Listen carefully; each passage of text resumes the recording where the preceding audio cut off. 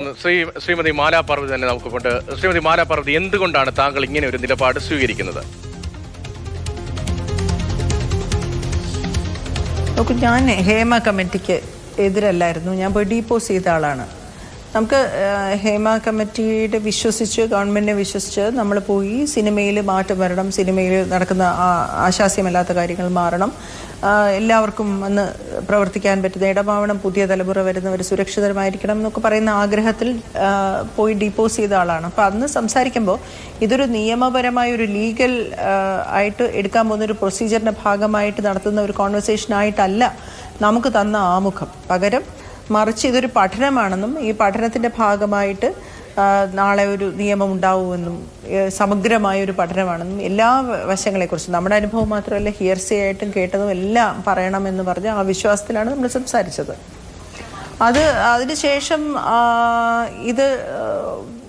ഇത് പുറത്തു വരുന്നതുമായിട്ട് ബന്ധപ്പെട്ട നമുക്കെല്ലാവർക്കും അറിയാവുന്നതാണല്ലോ, അതെല്ലാം എല്ലാവർക്കും അറിയാവുന്ന കാര്യമാണ്. അതിനുശേഷം ഇത് FIR ഇട്ടപ്പോൾ നമ്മളെല്ലാം പറഞ്ഞ കാര്യങ്ങൾ FIR ആയി എന്ന് SIT അറിയിച്ചു. അപ്പോൾ ഞാൻ അവരോട് പറഞ്ഞ് എനിക്ക് കേസ് എടുക്കാൻ മുന്നോട്ട് പോകാനായിട്ട് താല്പര്യമില്ലാത്തതിന് പല കാരണങ്ങളുണ്ട്. ഒന്ന്, അത് കേസ് എടുക്കാൻ വേണ്ടി പറഞ്ഞ കാര്യമല്ല. നാളെ ഒരു കാലത്ത് ഒരു നിയമം ഉണ്ടാകുമ്പോൾ ഒരു കോൺട്രാക്റ്റിലൊക്കെ വരുന്ന ക്ലോസ് ആയിട്ട് ഷോട്ടിൻ്റെ ഇടയ്ക്ക് പോലും അൺവാണ്ടഡ് ആയിട്ടുള്ള ടച്ച് ഉണ്ടാവും.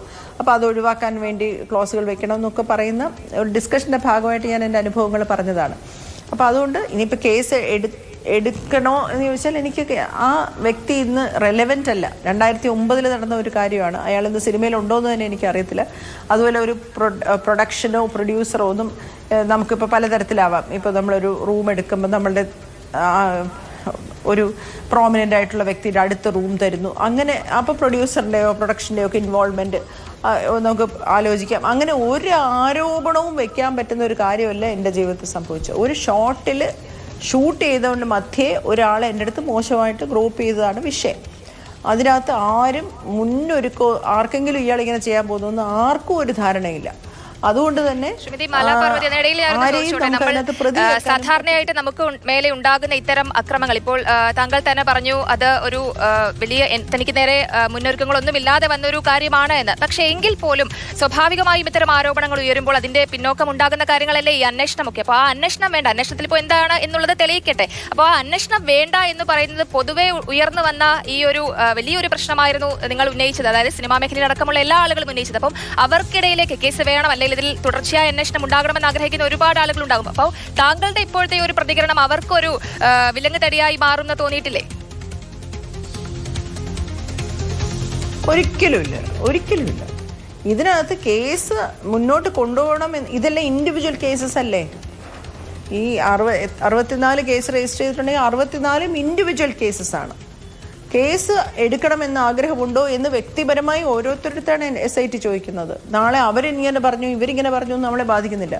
എന്നോട് വിളിച്ചു ചോദിച്ചു, എനിക്ക് FIR ഇടാൻ താല്പര്യമില്ലെന്ന് ഞാൻ പറഞ്ഞു. കാരണം എനിക്ക് ആ വ്യക്തി ഇന്ന് എൻ്റെ ലൈഫിൽ റെലവൻ്റ് അല്ല, അതൊരു വൺ ഓഫ് ഇൻസിഡൻ്റ് ആയിരുന്നു. എനിക്ക് അതിനെ അന്വേഷിക്കാൻ എനിക്ക് താല്പര്യമില്ല. അപ്പോൾ അതിൻ്റെ പേരിൽ നമ്മളുടെ ഇത്രയും വർഷത്തെ ജേർണിയിൽ നമുക്ക് 2009 മുതൽ 2024 വരെയുള്ള സിനിമയിലെ ജേർണിയിൽ സ്ത്രീകൾക്ക് ആയിട്ട് സപ്പോർട്ടീവായിട്ട് ഒരുപാട് തരത്തിൽ നമുക്കൊരു പ്രശ്നം വരുമ്പോഴൊക്കെ കൂടെ നിന്നിട്ടുള്ള ആൾക്കാരെ, മെച്ചുവേർഡ് ആയിട്ടുള്ള ഹ്യൂമൻ ബീയിങ്സിനെ അവരുടെ മുറയിൽ തകർക്കുന്ന തരത്തിൽ, അവരുടെ കുടുംബത്തിൻ്റെ മുമ്പിലും അവരുടെ വ്യക്തിപരമായ സർക്കിളിലും ഒക്കെ അവരെ നാണം കെടുത്തുന്ന തരത്തിൽ ചോദ്യം ചെയ്യാൻ എൻ്റെ ഒരു മൊഴി കാരണമായി എന്ന് പറഞ്ഞപ്പോൾ എനിക്കത് വലിയ വ്യക്തിപരമായി ഭയങ്കര എനിക്ക് വിഷമമായി പേഴ്സണലി. അപ്പോൾ അങ്ങനെ ഒരാളെ ഇൻസൾട്ട് ചെയ്തുകൊണ്ട്, അവരെ ഹേർട്ട് ചെയ്തുകൊണ്ട് എനിക്കൊരു നീതിയും കിട്ടാൻ പോകുന്നില്ല. അങ്ങനെ എനിക്ക് ഒരു നീതിയും വേണ്ട. അതുകൊണ്ടാണ് ഞാൻ പറഞ്ഞത് സുപ്രീം കോടതിയുടെ, ഇപ്പോൾ ഇത് ഹൈക്കോടതിൻ്റെ ഓർഡർ പ്രകാരമാണ് ഇത് അന്വേഷിക്കുന്നത്. അങ്ങനെയാണെങ്കിൽ അപ്പലേറ്റ് ബോഡി സുപ്രീം കോടതി എടുത്ത് പറഞ്ഞ് എൻ്റെ FIR മുന്നോട്ട് കൊണ്ടുപോകാതിരിക്കാനുള്ള നടപടി ഉണ്ടാവണം എന്ന് വെച്ച് വേറൊരാളുടെ FIR മുന്നോട്ട് കൊണ്ടുപോകാനുള്ള നടപടി ആവില്ലല്ലോ. ഇത് ആർക്ക് കേസ് വേണോ അതെല്ലാം മുന്നോട്ട് പോവുക തന്നെയും. അതെങ്ങനെയാണ് ഞാൻ വിലകേടിയാവുന്നത്? അതെന്താ അങ്ങനെ ഒരു വർത്താനം? അങ്ങനെയില്ല. ഓരോരുത്തരുടെ ഇൻഡിവിജ്വൽ കോളല്ലേ. പക്ഷേ ഹേമ കമ്മിറ്റിയുടെ നിലനിൽപ്പിനെ തന്നെ ചോദ്യം ചെയ്യില്ല. ഇപ്പോൾ ഹേമ കമ്മിറ്റി റിപ്പോർട്ടുമായി ബന്ധപ്പെട്ട് എടുത്തിരിക്കുന്ന FIRകൾ, ആ FIRകളുടെ ആകെ ഒരു സ്വഭാവത്തെ തന്നെ ബാധിക്കില്ലേ, അതിന്റെ ഭാവിയെ തന്നെ ബാധിക്കില്ലേ താങ്കൾ ഇങ്ങനെ ഒരു ഹർജിയുമായി പോകുമ്പോൾ? നേരത്തെ ബാലഗോപാൽ അതാണ് റിപ്പോർട്ട് ചെയ്തത്. ഇപ്പോൾ നിരവധി കേസുകൾ എടുത്തിട്ടുണ്ട് ഈ ഹേമ കമ്മിറ്റി റിപ്പോർട്ടുമായി ബന്ധപ്പെട്ട് വന്ന മൊഴികളുടെയൊക്കെ അടിസ്ഥാനത്തിൽ. അപ്പോൾ സ്വാഭാവികമായി ഇനിയുള്ള ഈ ഓരോ കേസുകളിലെയും നിയമ പ്രക്രിയയിൽ താങ്കളെടുത്ത നിലപാടും താങ്കളുടെ നിലപാട് കോടതി അംഗീകരിക്കപ്പെടുകയാണെങ്കിൽ ആ ഉത്തരവടക്കം വരില്ലേ? കീഴ്ക്കോടതികൾക്ക് അതിനപ്പുറത്തേക്ക് പോകാൻ കഴിയുമോ? ഈ കേസുകൾ ആകെ ഇല്ലാതായി പോവില്ലേ? ഇപ്പോൾ ജനുവിനായി ഫൈറ്റ് ചെയ്യണം എന്ന് ആഗ്രഹിച്ച ആളുകൾക്ക് പോലും താങ്കളുടെ ഇങ്ങനെ ഒരു നിലപാട് കൊണ്ട് അതിനനുകൂലമായി സുപ്രീം കോടതി ഭാഗത്ത് നിന്ന് നിലപാടുണ്ടായാൽ ജനുവിനായി മുന്നോട്ട് പോകേണ്ട ആളുകൾക്ക് പോലും തിരിച്ചടി ഉണ്ടാകില്ലേ? ഉണ്ടാവില്ല. അതെങ്ങനെയാ ഉണ്ടാവുക? അതായത് ഓരോന്നും ഞാൻ പറഞ്ഞില്ല, ഇൻഡിവിജ്വൽ കേസാണ്. ഇപ്പോൾ ഹേമ കമ്മിറ്റി എടുത്ത് ഒരാൾ ഒരു കാര്യം പറഞ്ഞു, വേറൊരാൾ വേറൊരു കാര്യം പറഞ്ഞു. ഞാൻ എൻ്റെ കാര്യമാണ് പറയുന്നത്. എനിക്ക് കേസെടുക്കാൻ താല്പര്യമില്ല. അപ്പോൾ കേസെടുക്കാൻ താല്പര്യമില്ലാത്ത ആൾക്കാരെ ഒന്നായി പരിഗണിക്കുക, കേസെടുക്കാൻ താല്പര്യമുള്ളവരെ മറ്റൊന്നായിട്ട് പരിഗണിക്കുക, അത്രേ ഉള്ളൂ. അതെങ്ങനെയാ? അത് ബൈൻഡിംഗ് ഒന്നും അല്ലല്ലോ, താഴത്തെ കോർട്ടുകൾക്ക് ബൈൻഡിംഗ് ഒന്നും അല്ല. ഇവർക്ക് കേസസ് എടുക്കാൻ ഇൻഡിവിജ്വൽസിന് താല്പര്യമില്ലെങ്കിൽ അവരെ വിട്ടേക്ക് എന്നൊരു ഓർഡർ വന്നാൽ പോലും, അത് എൻ്റെ കേസിൽ അങ്ങനെ വന്നാൽ പോലും അത് കേസ് എടുക്കണമെന്ന് ആഗ്രഹമുള്ളവർക്ക് എങ്ങനെയാണ് ബൈൻഡിംഗ് ആവുന്നത്? അതെങ്ങനെയാ അങ്ങനെ പറയുന്നത്? അങ്ങനെയില്ല, ഒരു പൊതു പ്രശ്നമാണല്ലോ. ധാരാളം അബ്യൂസുകൾ നേരിട്ടുള്ള ആളുകൾ നിങ്ങൾക്കിടയിൽ തന്നെ ഉണ്ട്. അപ്പോൾ അവരോടൊക്കെയുള്ള അവരുടെ ആ ഒരു മുന്നോട്ടുള്ള ഫൈറ്റിനെ എങ്ങനെയാണ് താങ്കൾ നോക്കിക്കാണുന്നത്?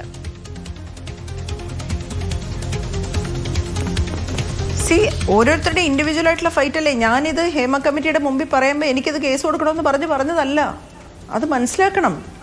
എനിക്കിത് കേസ് കൊടുക്കാൻ തയ്യാറാണ് ഞാനെന്ന് പറഞ്ഞ് ഞാൻ പറഞ്ഞൊരു കാര്യമല്ല. അങ്ങനെയാണെങ്കിൽ എന്നെ തെറ്റിദ്ധരിപ്പിച്ചതാണല്ലോ. നിങ്ങളിപ്പോൾ പറയുന്ന പോലെയാണെങ്കിൽ ഞാൻ അങ്ങനെ ഒരു പൊഴിക്ക് പോയിരിക്കില്ലായിരുന്നല്ലോ. എന്താണ് നമ്മുടെ സിനിമയ്ക്ക് വേണ്ടത് എന്ന് പറയുന്നതിനോടൊത്ത് നമ്മുടെ അനുഭവങ്ങളും കൂടെ ചേർത്ത് നമ്മൾ പറഞ്ഞു പോയൊരു കാര്യം. ഇപ്പോൾ ഉദാഹരണത്തിന് ഞാൻ നിങ്ങളുടെ അടുത്തൊരു ഇൻ്റർവ്യൂവിന് ഒരു കാര്യം പറയുന്നു. അപ്പോൾ അത് നാളെ ഇത് കേസായി എന്ന് പറഞ്ഞാൽ പറ്റുമോ? ഞാൻ ഇൻ്റർവ്യൂവിന് പറഞ്ഞ കാര്യം ഇൻ്റർവ്യൂവിന് പറഞ്ഞ കാര്യമാണ്. ഞാൻ പോലീസിൻ്റെ അടുത്ത് പറയുന്ന കാര്യം ഞാൻ പോലീസിൻ്റെ അടുത്ത് പറയുന്ന കാര്യമാണ്. പോലീസിൻ്റെ അടുത്ത് പോയി പറയുമ്പോൾ നമ്മൾ അതിനകത്ത് ഹിയർസേ ഒന്നും പറയൂല. വേറൊരാൾ ഇങ്ങനെ പറഞ്ഞു, നിങ്ങൾക്ക് ഹിയർസേ, നിങ്ങളോട് വളരെ വിശ്വസ്തമായിട്ട് ആരെങ്കിലും എന്തെങ്കിലും പറഞ്ഞിട്ടുണ്ടോ, അത് നിങ്ങൾ ഞങ്ങൾക്ക് ഷെയർ ചെയ്യാമോ എന്ന് ചോദിച്ചാൽ അങ്ങനെ വരെ പറഞ്ഞതെല്ലാം FIR ആയിട്ടുണ്ട്. അതെങ്ങനെ അങ്ങനെ എടുക്കാൻ പറ്റുന്നത്? ഞാൻ ഒരു കമ്മിറ്റിയെ ചോദ്യം ചെയ്യുമൊന്നുമല്ല. അത് എൻ്റെ കോളാണ്. മറ്റുള്ളവരുടെ സ്ട്രഗിളിലൊന്നും ഞാൻ എതിരല്ല. നോക്കൂ, ഇത് ആദ്യം മുതലേ ഇതിനെ വിരുദ്ധമായി എതിരായി നിന്നിട്ടുള്ള ഒരാളാണെങ്കിൽ നിങ്ങളുടെ ആരോപണങ്ങൾ ശരിയാണ്. ഞാൻ അങ്ങനെ ഒരാളല്ല, ഒരു കാലത്തും ആയിരുന്നിട്ടില്ല.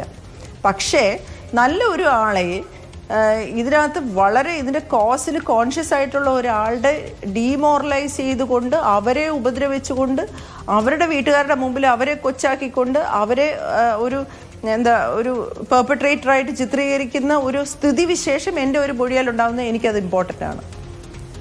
അത് എനിക്ക് എൻ്റെ മൊഴി കൊണ്ട് അങ്ങനെ വരാൻ ഒക്കില്ല. അതെനിക്ക് പേഴ്സണലി നമുക്ക് കടന്നുറങ്ങാൻ പറ്റാത്തൊരു അവസ്ഥയിലോട്ട് എത്തും. നിങ്ങൾക്കത് പറഞ്ഞാൽ എങ്ങനെ മനസ്സിലാവും എന്ന് അറിഞ്ഞിട്ട്, ഞാൻ വളരെ സെൻസിറ്റീവ് ആയിട്ടുള്ള പേഴ്സണാണ്. എനിക്ക് അങ്ങനെ ചെയ്തു കൊടുക്കാൻ പറ്റുള്ളൂ. എനിക്ക് വേറെ എന്താണ് അവർക്ക് എനിക്ക് ചെയ്തു കൊടുക്കാൻ പറ്റുന്നത്? അവരെ അപമാനിച്ചു എന്നൊക്കെ പറയുമ്പോൾ അവരൊരിക്കലും അങ്ങനെ ചെയ്തിട്ടില്ല. നമ്മുടെ ജേർണിയിൽ എപ്പോഴും കട്ടയ്ക്ക് കൂടെ നിന്നിട്ടുള്ള ആൾക്കാരുണ്ട്. അവരെങ്ങനെയാണ് അവരെ ഉപദ്രവിക്കാൻ പറയാൻ പറ്റുന്നത്? എന്തിൻ്റെ പേരിലാണെങ്കിലും? എന്താ അങ്ങനെ മനസ്സിലാവാത്ത? ഞാൻ പറയുന്നത് ക്ലിയർ ആവാത്ത എന്താ? അക്കാര്യം എന്തുകൊണ്ടാണ് ഈ WCC അംഗങ്ങൾക്ക് മനസ്സിലായി? ഇപ്പോൾ താങ്കൾക്ക് ദീർഘകാലമായി സിനിമയുമായി ബന്ധപ്പെട്ട് വലിയ ബന്ധങ്ങളുള്ളതാണ്, താങ്കൾ പറഞ്ഞതുപോലെ തന്നെ. അപ്പോൾ ഈ WCC അടക്കമുള്ള ഒരു മുന്നേറ്റം സിനിമാ മേഖലയിൽ വനിതകളുടെ ഭാഗത്ത് നിന്ന് ഉണ്ടാകുമ്പോൾ അതിന്റെ ഭാഗമായിരുന്ന ആളുമാണല്ലോ. അപ്പോൾ ഈ WCCയിലെ അംഗങ്ങൾക്ക് താങ്കളുടെ ഈ വികാരം എന്തുകൊണ്ടാണ് മനസ്സിലായത്? ഇപ്പോൾ WCC എടുക്കുന്ന നിലപാട് നേരെ തിരിച്ചാണല്ലോ. ഇപ്പോൾ മാലാ പാർവതിയുടെ ഹർജിയിൽ നോട്ടീസ് അയക്കുന്നതിനെതിരെ എതിർക്കുകയാണ് WCC. ഹർജി അപ്രസക്തമാണ് എന്ന് പറയുന്ന അന്വേഷണത്തിനെതിരായ വിവിധ ഹർജികളിൽ കക്ഷി ചേരാൻ WCC സുപ്രീം കോടതിയിൽ അപേക്ഷയും നൽകി. ഒപ്പമുള്ള ആളുകൾക്ക് പോലും എന്തുകൊണ്ടാണ് നിലപാട് മനസ്സിലാകാത്തത്? ഇപ്പോൾ ഞങ്ങളുടെ കാര്യം വിടൂ, ഒപ്പമുള്ള ആളുകൾക്ക് മനസ്സിലാവാത്തത് എങ്ങനെയാണ് എന്നതാണ്. ഒരു കാലത്ത് ഒരു ചെറിയ തിരുത്തലുണ്ട്. ഞാൻ ഒരു കാലത്ത് WCCയുടെ ഭാഗമായിരുന്നില്ല കേട്ടോ. അങ്ങനെ എന്താണ് തെറ്റിദ്ധാരണ എന്ന് എനിക്കറിയില്ല. ഞാൻ ഒരു കാലത്തും WCCയുടെ ഭാഗമായിരുന്നില്ല. താങ്കൾക്ക് വലിയ അടുപ്പമുള്ള ആളുകളാണല്ലോ WCCയുടെ ഭാഗമായി ഉള്ളത്.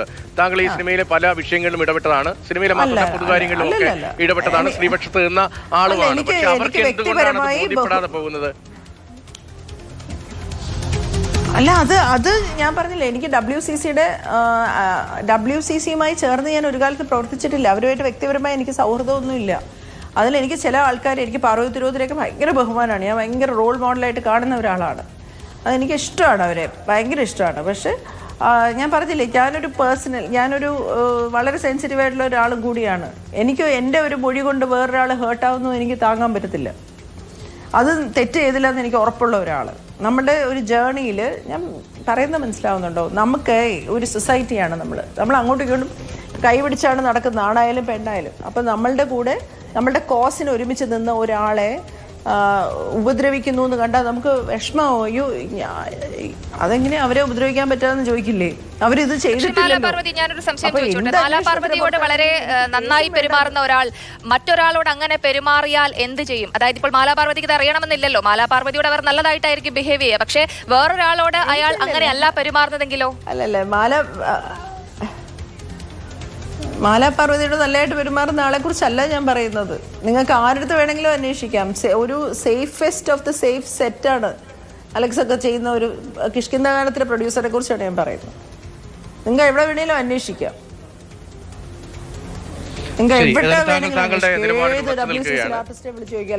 താങ്കളുടെ നിലപാടിൽ ഉറച്ചു നിൽക്കുകയാണ്. നന്ദി ശ്രീമതി മാലാപാർവതി. ഒപ്പം വളരെ ചുരുങ്ങിയ വാക്കുകളിലാണെങ്കിൽ പോലും തന്റെ നിലപാടിൽ ഉറച്ചു നിൽക്കാൻ രാഹുൽ ഈശ്വറും. ഇത് ഒരു പൊതുവായ കോസിന് വേണ്ടിയുള്ള ഒരു നീക്കം എന്ന തരത്തിലാണ് ഈ കമ്മിറ്റി റിപ്പോർട്ടിനെ എല്ലാവരും കണ്ടത്, കമ്മിറ്റിയുടെ മൊഴിയെടുക്കലിനെ കണ്ടത്. അതിനപ്പുറത്തേക്ക് വ്യക്തിപരമായ കാര്യങ്ങളിലേക്ക് കടക്കേണ്ടതുണ്ടോ എന്ന ചോദ്യമാണ് ഉന്നയിക്കുന്നത്. പക്ഷേ കോടതി എങ്ങനെ ഇക്കാര്യങ്ങളിലൊക്കെ നിലപാട് സ്വീകരിക്കുന്നത് വളരെ പ്രധാനമാണ്.